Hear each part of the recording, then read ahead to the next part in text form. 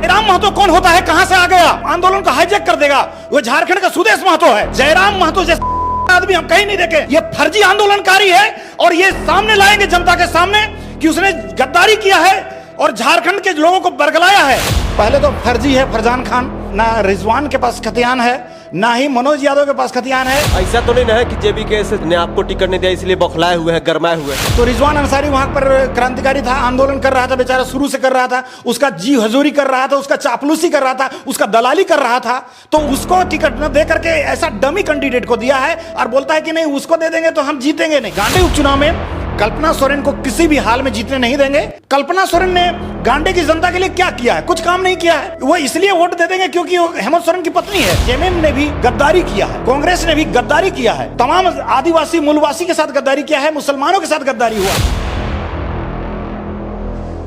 देश में लोकसभा चुनाव को लेकर माहौल गर्म हो चुका है। सत्ता पक्ष के नेता, विपक्ष के नेता जो है वाद विवाद जो है करने से बच नहीं रहे हैं। तो ऐसे में छात्र नेता सफी इमाम भी आज प्रेस कॉन्फ्रेंस किए और इसके तहत जो है सत्ता पक्ष के लोगों को, विपक्ष के लोगों को, यहाँ तक कि जेबीकेएसएस के तमाम जो छात्र नेता जो कि आज चुनाव लड़ रहे हैं उनको भी जो है लताड़ लगाने में पीछे नहीं हटे। तो हमारे साथ सफी इमाम जी मौजूद है, इनसे जानने का प्रयास करते कि आखिर सभी के पीछे ये क्यों पड़े हुए हैं, क्या मकसद है। दादा जोहार और स्वागत है। जोहार, स्वागत है। ये बताइए कि आप सत्ता पक्ष के नेताओं के भी पीछे पड़े हुए हैं, विपक्ष के नेताओं के भी पीछे पड़े हुए हैं, साथ ही साथ जेबीकेएसएस के जो अध्यक्ष है जयराम महतो, मनोज यादव, तमाम लोगों के पीछे पड़े हो, क्या कारण है? सभी का एक ही मुद्दा है, मतलब सभी लोग जो है झारखंड को ही या देश को ही लूटने के पीछे क्यों पड़े हुए हैं, यही मेरा सवाल है। सबको देखिए जो है बारी बारी से लूट रहा है, जिसको मौका मिल रहा है। यहां तक कि आंदोलनकारी भी जो है आंदोलन को बेचने में, हाईजैक करने में भी पीछे नहीं हट रहे हैं। मतलब कोई भी ईमानदारी से कोई भी काम नहीं हो रहा, कोई भी चीजें मुद्दा से नहीं हो रहा।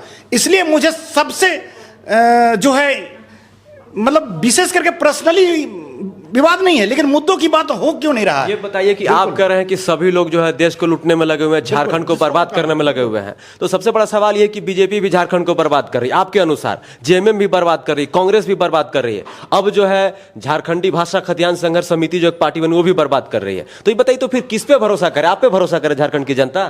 झारखंड की जनता को अपने आप पे भरोसा करना पड़ेगा।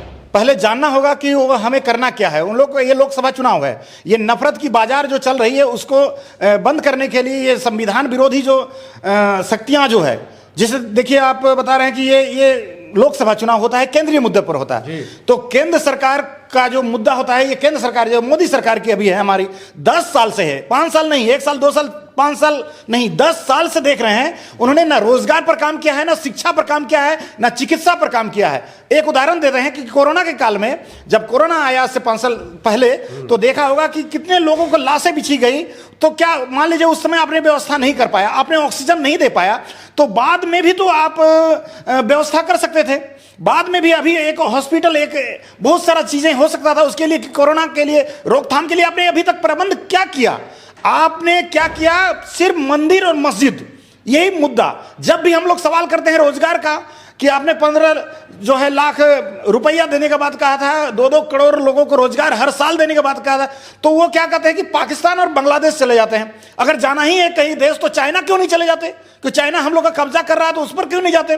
तो ये नफरत की दुकान जो चला रहे हैं उसको बंद करके यहाँ राहुल गांधी जी प्रेम का दुकान खोल रहे हैं और इंडिया गठबंधन का जो एक बढ़िया मैसेज जा रहा है, अच्छे लोग आ रहे हैं राजनीति में, तो उसको बढ़ावा देना है, उसको आगे लाना है और नया बदलाव, ये संविधान को बचाना हम लोग के लिए। तो आप इंडिया गठबंधन को सपोर्ट कर रहे हैं? बिल्कुल। लोकसभा चुनाव में, क्योंकि सरकार के विरोध में हम काम कर रहे हैं, यह लोकसभा चुनाव, ये सरकार में बदलाव बहुत जरूरी है। इसलिए अभी बदलाव करने के लिए सबसे पहले तो इंडिया गठबंधन को जब तक नहीं लाइएगा तो आप, क्योंकि पहले तो बड़ा शत्रु को खत्म करना बहुत जरूरी है, क्योंकि वो पूरी ये शक्ति जो है, पूरा नफरत की शक्ति जो है पूरा खोखला कर देगा। और ये लोकतंत्र जो है बहुत मुश्किल से देश आजाद हुआ है, फिर गुलामी के जंजीर में जकड़ जाएगा और कुछ चंद अरबपति जो है इसको कब्जे में ले लेंगे, क्योंकि संवैधानिक संस्थाओं को। ये बताइए इमाम जी कि आप कह रहे हैं कि मैं इंडिया गठबंधन को सपोर्ट कर रहा हूं लोकसभा चुनाव में। बिल्कुल ठीक है। इंडिया गठबंधन में जेएमएम पार्टी भी शामिल है, पूर्व मुख्यमंत्री हेमंत सोरेन की पत्नी जो है कल्पना सोरेन चुनाव लड़ रही है गंडे से, तो फिर उनको सपोर्ट क्यों नहीं कर रहे हैं? उनको इसलिए सपोर्ट नहीं करेंगे क्योंकि उपचुनाव एक क्षेत्रीय मुद्दों पर होता है और लोकसभा राष्ट्रीय मुद्दों पर होता है। संविधान बचाना पहला जरूरी है, उसके बाद लड़ाई भी करना है, क्योंकि ये जो है जेएमएम ने भी गद्दारी किया है, कांग्रेस ने भी गद्दारी किया है, हम तमाम आदिवासी मूलवासी के साथ गद्दारी किया है, मुसलमानों के साथ गद्दारी हुआ। तो बताएं कैसे? आप बताइए कि गांडे उपचुनाव भी होना क्यों जरूरी था? क्या क्या मजबूरी था? सरफराज अहमद जो वहां विधायक उनको 5 साल के लिए बनाया गया था, उनको इस्तीफा क्यों लिया गया? कितने रुपए में बेचा गया सीट को? यह हमारा दायित्व बनता है। जब क्या होता क्या है ना कि जब विपक्ष कमजोर होता है और सरकार जो है गलत करती है तो जनता को आगे आना पड़ता है, और वही काम हम निभा रहे हैं। क्योंकि सवाल नहीं करेंगे तो बताइए वहां पर कल्पना सोरेन ने गांडे की जनता के लिए क्या किया है? कुछ काम नहीं किया है। वो इसलिए वोट दे देंगे क्योंकि वो हेमंत सोरेन की पत्नी है। तो ऐसा होगा तो जीतेंगी तभी तो काम करेंगी। नहीं, काम नहीं, उसके लिए जो है उसमें और भी तो पार्टी में योग्य आदमी होगा ना, तो उसको देखना चाहिए। तो उसको मतलब यहां पर जो है सामाजिक न्याय की जो बात करते हैं राहुल गांधी जी, उसको भी फॉलो नहीं किया जा रहा है, इसलिए यहां पर विरोध हो रहा है। अभी बताइए कि लगभग 20% आबादी है, एक उदाहरण दे रहे हैं, झारखंड में 20% आबादी है और लगातार राहुल गांधी जी पूरा देश का यात्रा कर चुके हैं और बोले हैं कि न्याय यात्रा। तो न्याय यात्रा में क्या यही चीज था कि 20% आबादी मुसलमानों का यह है? झारखंड में आप एक भी टिकट, 14 टिकट में एक भी टिकट देना गवारा नहीं किए। छोड़ी मुसलमान तो कहिएगा कि तो अपना जाति का बात कर रहा है, मैं जाति का बात नहीं करता। आपने आरक्षित सीट को छोड़ करके क्या एक भी एसटी को आपने टिकट दिया है? नहीं दिया है। एक भी एससी को नहीं दिया है, एक भी कुशवाहा जाति को नहीं दिया। तो यहां पर आपने कह रहे हैं कि गिनती कीजिए, जिसकी जितनी भागीदारी उसकी उतनी हिस्सेदारी। तो कोई भी काम जो है सही से नहीं हो रहा है, और जहां गलत होगा वहां विरोध होगा। और गांडे उपचुनाव में कल्पना सोरेन को किसी भी हाल में जीतने नहीं देंगे। ये हमारा तो हरा दीजिएगा, बिल्कुल हम लोग का चुनौती है, क्योंकि हम क्या हराएंगे? वहां की जनता नाराज है, आक्रोशित है, वहां के गद्दारी हुआ है, करोड़ों रुपए में सरफराज अहमद ने वहां सीट को बेचा है, वहां गांडे के जनता को गांडू बना रखा है। क्या ये बताइए कि आप ही के साथ कदम से कदम मिला के चलते थे छात्र नेता मनोज यादव, देवेंद्र नाथ महतो, छात्र नेता जयराम महतो, जेबीकेएसएस पार्टी का निर्माण हुआ। उसके बाद अनाउंस हुआ कि 5 से 6 सीटों पर हम लोग भी चुनाव लड़ेंगे। जयराम महतो गिरिडीह संसदीय क्षेत्र से चुनाव लड़ रहे हैं, मनोज यादव कोडरमा लोकसभा क्षेत्र से चुनाव लड़ रहे हैं, और देवेंद्र नाथ महतो आपके रांची क्षेत्र से चुनाव लड़ रहे हैं। तो ये बताइए कि इनको सपोर्ट क्यों नहीं कर रहे हैं? जयराम महतो के साथ तो आपकी बहुत अच्छी बनती थी, देवेंद्र नाथ महतो के साथ आप 60-40 नहीं चलतों को लेकर आंदोलन करते थे, मनोज यादव जी के साथ भी आंदोलन करते थे, और उन्हीं को आप फटकार लगा रहे हैं, ऐसा क्यों? देखिए, इसके पीछे बहुत बड़ा रहस्य है। अभी थोड़ा सा पीछे जाना पड़ेगा। भाषा खतियान आंदोलन जो हम लोगों ने किया था, तो ये मिट्टी का अस्तित्व को बचाने के लिए किया था, अपनी पहचान के लिए हम लोगों ने किया था। हम लोगों ने आंदोलन को शुरू किया है, हम लोगों को उसका दर्द है। हम लोगों ने आंदोलन को पैदा जो करता है उसका दर्द अलग होता है। जयराम महतो कौन होता है? कहां से आ गया? वो आंदोलन को हाईजैक कर देगा। वो झारखंड का सुदेश महतो है। जयराम महतो जैसे आदमी हम कहीं नहीं देखे। ये फर्जी आंदोलनकारी है, और ये सामने लाएंगे जनता के सामने कि उसने गद्दारी किया है और झारखंड के लोगों को बरगलाया है। झारखंड के विशेष करके कुर्मी महतो के बच्चों को उन्होंने 2 साल पढ़ाई लिखाई से महरूम रखा है। तो इस तरह से गद्दार आदमी को हम लोग बख्शेंगे नहीं, क्योंकि हम लोग आंदोलनकारी हैं। चाहे मोदी हो या हेमंत सोरेन हो, जेल में भी रहेंगे तो हम लोग उनका विरोध कर रहे हैं। और अभी जयराम क्या चीज है जी? गलत करेगा तो यहाँ भगवान का भी विरोध हुआ है। ये बताइए बाम जी कि आप कह रहे हैं कि जयराम महतो गद्दार है, जयराम महतो लोगों को बरगला रहे हैं, जयराम महतो कुर्मी महतो के जो बच्चे हैं उनको 2 साल जो है शिक्षा से मरहूम रखे। ये बताइए कि जब हम लोग ग्राउंड रिपोर्ट करने जा रहे हैं तो वहां की रियलिटी एकदम अलग है। वहां पे जब जाइएगा तो लोग कह रहे हैं कि नहीं, जयराम महतो को जो है अपना लीडर समझ रहे हैं। वो लोग कह रहे हैं कि जयराम महतो अगर सांसद बनेगा तो गिरिडीह संसदीय क्षेत्र में बदलाव होगा, यहाँ का पलायन को रोका जा सकता है। तो जयराम महतो के प्रति दीवानगी जिस प्रकार से है, जिस प्रकार की आप बात करो, वो तो अलग ही उल्टा वहां पर दिख रहा है। देखिए, फेसबुक में और व्हाट्सएप में या धरातल में बहुत सारा अंतर होता है। अभी आपका ये जो चुनाव का अभी परिणाम आएगा, पता चलेगा कि उसका जमानत जब्त है, क्योंकि जीत रहे हैं। किसी भी हाल में 1 लाख से वोट ज्यादा नहीं जाएगा, 1 लाख से कम आएगा। और वो भी वोट कौन दे रहा है, वो भी भीड़ में कौन जा रहा है? वो जो हम लोग आंदोलन में 2-2 आदमी को जोड़ जोड़ करके मानव श्रृंखला 4 लाख मानव श्रृंखला किए थे, उसमें वो जो आकर बुलेट में चढ़ करके हाईजैक किया था, तो उसका वहां पर जो उसके झांसे में जो आ गया, यही तो कमजोरी है। इसी को तो मैं बताना चाह रहा हूं। गिरिडीह संसदीय क्षेत्र के मुसलमान 18% मतदाता मुसलमान है, 10 से 12% लोग ये कह रहे हैं कि नहीं, बहुत हुआ सीपी चौधरी जी, बहुत हुआ ये इंडिया गठबंधन, ये बीजेपी, इस बार हम लोग जो है झारखंड के मूलवासी को जिताना चाहते हैं, यहाँ के एक शिक्षित कर्मठ व्यक्ति को जिताना चाहते हैं और उसको सांसद बनाना चाहते हैं। कैसे आप लोग को समझाइएगा? ये वाकई में धरातल में कुछ भी नहीं है। टोटल का टोटल बोले कि लोकसभा चुनाव उसको तो लड़ना ही चाहिए पहले, क्योंकि वो बीजेपी का बी टीम का काम कर रहे हैं, बीजेपी को झूठे गाली देते हैं और बीजेपी को फायदा पहुंचा रहे हैं। उसको लड़ना नहीं चाहिए था। वो 8 जगह में डैमेज कर रहे हैं और इंडिया गठबंधन का प्रत्याशी जो खड़े हैं उसको कमजोर कर रहे हैं। ये संविधान का नाम लेकर के संविधान विरोधी काम कर रहे हैं। अपने अपने सभा में जाते हैं और बोलते हैं कि दामोदर नदी में पानी से ज्यादा खून बहेगा, हजारीबाग में सभा में बोल दिए, तो अभी फिर कुछ दिन पहले धनबाद में बोल दिए कि नहीं, हम लोग एक ऐसा सेना बनाएंगे जो कि यदि वोट नहीं देता है तो हम लोग एक सेना बनाएंगे और झारखंड डज नॉट मैटर। तो उनको झारखंड डज नॉट मैटर मतलब मुद्दे में और उसका कुछ भी नहीं है। 1932 का झांसा दिखाकर ये जो लोगों को बरगलाए हैं। और सबसे बड़ा दुर्भाग्य जो आप बता रहे हैं कि ये जो कुछ लोग जो है, वो जो भीड़ आ रही है, वो जनता जो है, झारखंड की जनता बहुत इमोशनल होता है। उन्हें जो है कोई विकल्प नजर नहीं आता है तो गलत रास्ते में चले जाते हैं। यहाँ पर 14 या 15% मुस्लिम समुदाय के लोग रहते हैं। 14 में से किसी संसदीय क्षेत्र में टिकट नहीं मिला, भाजपा तो देती ही नहीं है, उसको छोड़ दीजिए। लेकिन जयराम महतो जो है, जेबीकेएस पार्टी ने सामाजिक समरसता का ख्याल रखा है। आप देख लीजिए, धनबाद संसदीय क्षेत्र से अखलाक अंसारी को टिकट दिया हुआ है, कोडरमा से मनोज यादव को टिकट दिया हुआ है। सभी समुदाय के लोगों को तो टिकट मिला हुआ है जेबीकेएस से, फिर भी आप विरोध कर रहे हैं।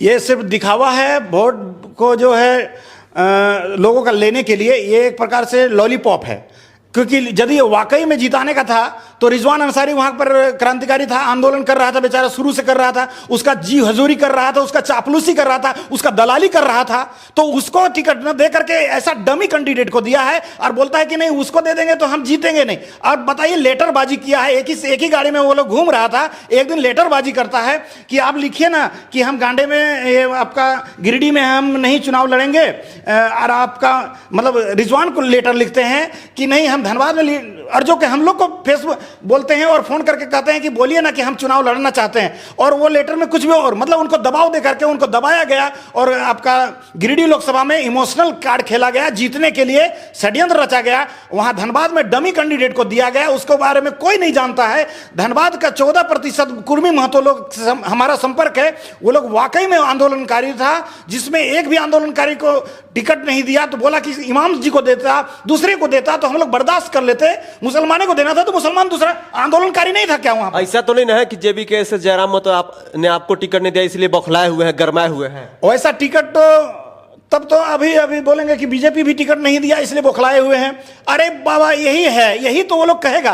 वो लोग कहेगा कि अभी तो प्रधानमंत्री तो कभी मुख्यमंत्री। एक दिन क्या हुआ कि 3 टिकट यहां पर बीजेपी नहीं दी, एक धनबाद, एक गिरिडीह और चतरा का घोषणा नहीं किया, तो वो लोग कहने लगे कि बीजेपी जो है, मोदी सरकार मतलब हार गया, जयराम से डर गया। तो बताइए, उसी समय का पहला लिस्ट आया था, बोला 3 जगह नहीं दिया, बाकी तो ये जयराम के डर से 3 टिकट नहीं दिया, ऐसा बोलता है। तो ये सब चोचलेबाजी, ये ढकोसलाबाजी, ये नौटंकी और फेसबुकिया काम नहीं होगा। धरातल में आंदोलन को जिसने बेचा है उसको बख्शा नहीं जाएगा। ये बताइए कि जयराम महतो जिस प्रकार से पॉपुलर हुए हैं, आज झारखंड के किसी भी संसदीय क्षेत्र में चले जाइए, जितने भी युवा वर्ग है, सब लोग उनको जानता है, कहता है कि नहीं, जयराम महतो का जो है विचार बहुत अच्छा है, पढ़े लिखे हैं, उनको जीतना चाहिए। तो ऐसा नहीं ना कि आज वो फेमस हो रहे हैं, आज चर्चा का विषय में बने रह रहे हैं, इस वजह से आप जल रहे हैं उनसे, उनकी सफलता को जो है आप जो है हजम नहीं कर पा रहे हैं। अभी वो बच्चा है, बोल दीजिए कि कोई जलेगा किसी से नहीं। हम लोग का लड़ाई बड़ा है और लंबे लड़ाई लड़ते हैं। हम लोग संविधान पहले बचाते हैं और संविधान बचाते हैं, उसके बाद आंदोलन करते हैं और गलत का विरोध करते हैं। हम लोग तरीके से लड़ते हैं, संवैधानिक और बुद्धि से, विवेक से। उसके पास तो वो जानते हैं, लालचंद महतो जी हमसे वो राजनीतिक गुरु थे, आज नहीं है हमारे पास, हमारे बीच। तो वो जो बोले हैं कि ये लफवा गैंग है, वो लोग खुद लालचंद महतो जी बोले हैं। आपका एक वीडियो वायरल हुआ है जिसमें आप अपने ही साथी छात्र नेता मनोज यादव को कह रहे हैं कि वो बिहार के नवादा जिले के रहने वाले हैं। तो आपके पास कोई प्रूफ है कि बस हवाई में तीर छोड़ रहे हैं आप? अभी हम लोग को प्राथमिक सूचना मिली है जी, प्राथमिक सूचना मिली है। हम चाहेंगे कि वो लोग अस्थायी या खतियान यहाँ से दिखा दे। और वैसे भी हम जान रहे हैं कि जितने भी लोग देखिए, कोई भी हम आरोप लगाते हैं तो तथ्य रहता है, तथ्यों के आधार पर ही हम लोग आरोप लगाते हैं। पहले तो फर्जी है फरजान खान, उसको भी यहाँ का खतियानधारी नहीं है और उसको शामिल कर लिया गया है। ना रिजवान के पास खतियान है, ना ही मनोज यादव के पास खतियान है। ये तो कहते हैं कि सुदेश महतो बी टीम इसको कह सकते हैं। जिसके पास खतियान नहीं हो, झारखंड का नहीं है, ये आप कौन होते हैं प्रमाणित नहीं, आप ठीक है, नहीं हम तो ये सब बात ही नहीं करते हैं हम। लेकिन आप जो बोल रहे हैं, जिस मुद्दे पर आप ले रहे हैं, जिस मुद्दे को लेकर के लोगों को आपने बेवकूफ बनाया है, तो उस मुद्दे पर तो आप उस विचार पर तो खरा उतरिएगा ना कम से कम। मनोज यादव 3-4 बार चुनाव भी लड़ चुके हैं और आप कह रहे हैं कि बिहार के नवादा के रहने वाले हैं। नहीं, चुनाव लड़ना बहुत अच्छी बात है, लड़ना भी चाहिए और लड़ना चाहिए। और अच्छे, वो एक व्यक्तिगत देखा जाए तो अच्छे इंसान है, वो आंदोलन हमारे छात्रों के लिए करते हैं। लेकिन मेरा कहना है कि वो आप बोलते हैं कि खतियानधारी, क्रांतिकारी, और आप जो बोलते हैं तो उस पर हम लोग कह रहे हैं आपको चुनाव लड़ना है, लड़िए। जब व्यक्तिगत अच्छे इंसान है तो उनको सपोर्ट करना चाहिए। आप इंडिया गठबंधन और बीजेपी को, इंडिया गठबंधन को सपोर्ट कर रहे हो, एक तरफ से आप कल्पना सोरेन का विरोध भी कर रहे हैं। यदि आपका विचारधारा गलत है और आपका यदि बिल्डिंग में बहुत से चिकन, बहुत सारा पुटी और मार्बल आपने लगा दिया है और आपका नींव ही गलत है, जैसे बीजेपी को वो सपोर्ट कर रहे हैं, जितना भी वोट काटेंगे अभी इंडिया गठबंधन का ही वोट कटेगा, क्योंकि बीजेपी का जो है, क्योंकि धर्म का जो है नशा मोदी ने 10 साल में इतना जहर घोल घोल के लोगों के अंदर घुसा दिया है कि बीजेपी का एक भी वोटर इधर उधर हटेगा नहीं। लेकिन क्या है कि जितना भी वोट कटेगा, अभी इंडिया गठबंधन का वोट कट रहा है तो हमारा यहां पर नुकसान हो रहा है। तो क्या इंडिया गठबंधन का वोट कट रहा है तो क्या कोई व्यक्ति निर्दलीय से या अपनी पार्टी बनाकर चुनाव नहीं लड़ेगा इंडिया गठबंधन को, इंडिया गठबंधन के फायदा नुकसान के लिए? ठीक है, लड़ना चाहिए, लेकिन आपको विवेक बुद्धि और चुनाव लड़ने का अधिकार कहां से मिला? संविधान से मिला। अगर संविधान बदल जाएगा 2025 में, यहां पर संविधान बदलने वाला है। कौन कह दिया कि बदल जाएगा? ये तो विपक्ष के द्वारा फैलाई गई एक बात है। आरएसएस का स्थापना दिवस है 2025 में। मैं अभी भविष्यवाणी कर दे रहा हूं और मुझे पूरा पता है कि कल क्या करने वाला, क्योंकि ये नफरत का ये दुकान, क्योंकि मोदी के पास कुछ और एजेंडा है ही नहीं उसको, और आरएसएस के पास कुछ और प्रोग्राम है ही नहीं। वो ना रोजगार दे पाएगा, ना शिक्षा दे पाएगा, ना वो चिकित्सा में कोई काम कर पाएगा, और करेगा भी तो उसमें पैसा खर्चा होता है, तो उसको फोकट में ही सब काम करेगा। आप कह रहे हैं मोदी के पास कुछ नहीं है। नरेंद्र मोदी 10 साल के कार्यकाल में झारखंड में एम्स बना, 3-3 वंदे भारत ट्रेन चल रहा है, कितना जो है जो रेलवे लाइन है, ट्रैक है, उसका जो बिजलीकरण हुआ, दोहरीकरण हुआ। उसके बाद आप आत्मनिर्भर भारत के तो देखिए, जितना भी आप यूट्यूब पे जो पत्रकारिता कर रहे हैं, आपके साथ जो इंटरव्यू कर रहे हैं, ये किसका देना है बताइए? बहुत अच्छा, बहुत अच्छा। लेकिन आपने बताइए, पहला तो बीएसएनएल चल रहा था, बीएसएनएल को आपने तुरंत डाउन किया और फ्री कर दिया, और जियो को आगे कर दिया, और रिलायंस को आगे कर दिया, अंबानी को आगे कर दिया, अडानी को आगे कर दिया, मेहुल चोकसी से लेकर तमाम के विदेशी जो भगोड़े थे, भगोड़ा का अभी रिपोर्ट आया है कितना 486 करोड़, 1000 करोड़ रुपया का जो है बीजेपी को वो लोगों ने बॉन्ड दिया है। और बॉन्ड वाला घटना तो आप जान ही रहे हैं, सब ये दिखावा है। टोटल इलेक्ट्रॉन बोर्ड का जो घटना है, यानी बहुत बड़ा घोटाला हो रहा है, देश को खोखला किया जा रहा है, और चंद अरबपतियों, जिसे राहुल गांधी बोलते हैं कि चंद अरबपतियों के हाथों में ये सत्ता को सौंपा जा रहा है। और ये देश जो है बहुत जल्द, 1 साल के अंदर यदि ये नफरती सरकार जीत गई तो 1 साल के अंदर ये देश फिर गुलाम बन जाएगा। ये बताइए कि क्या सफी इमाम जी किसी संसदीय क्षेत्र से चुनाव लड़ने वाले हैं कि या नहीं लड़ेंगे? बिल्कुल, यदि जनता का आशीर्वाद रहा तो गांडे का जो हम लोग अभी वहाँ पर ये कर रहे हैं, सपोर्ट कर रहे हैं, वहाँ हमारी टीम में उतरी हुई है और हम लोग वहाँ पर कल्पना सोरेन को हराने का काम करेंगे उसके बाद। लेकिन इसमें सबसे पहला है कि आपका जो गिरिडीह मेरा क्षेत्र है, लोकसभा संसदीय क्षेत्र है, तो मैंने घोषणा कर रखा है कि वहाँ पर चुनाव लड़ेंगे।